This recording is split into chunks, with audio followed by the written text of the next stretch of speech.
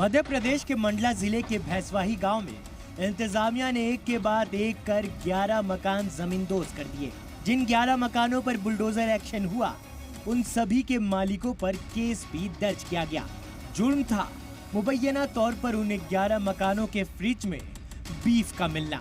11 घर मिले जहां पर कि गो वंश के अवशेष प्राप्त हुए, उन सभी को जब्त किया गया है और वो 11 ही गृह स्वामियों के विरुद्ध इसमें एफआईआर दर्ज की गई है। अभी वर्तमान में एक व्यक्ति गिरफ्त में आया है।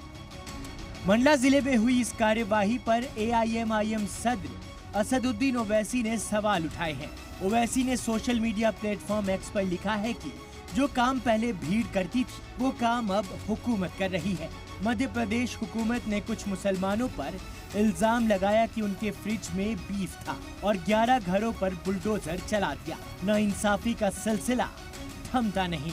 अब आप इसे इत्तेफाक कहें या कुछ और, जिन 11 मकानों से मुबैना तौर पर बीफ मिले, वो सभी के सभी सरकारी जमीन पर कब्जा करके बनाए हुए निकले और उन मकानों को जमींदोज कर दिया गया। बकरीद से ठीक पहले मध्य प्रदेश में हुई इस कार्यवाही को देखकर आपके जहन में भी कुछ सवाल उठ सकते हैं। मसलन ये है कि घर में बीफ ही था, ये पुलिस ने कैसे जाना? क्या फ्रिज में रखे गोश्त की जांच की गई थी या सिर्फ हालात के बुनियाद पर फैसला ले लिया गया?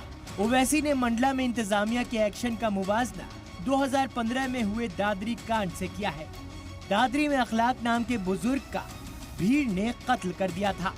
दावा ये था कि अखलाक के घर में रखा गोश्त बीफ का था, लेकिन अब मंडला के मामले ने इसे एक बार फिर से जिंदा कर दिया है।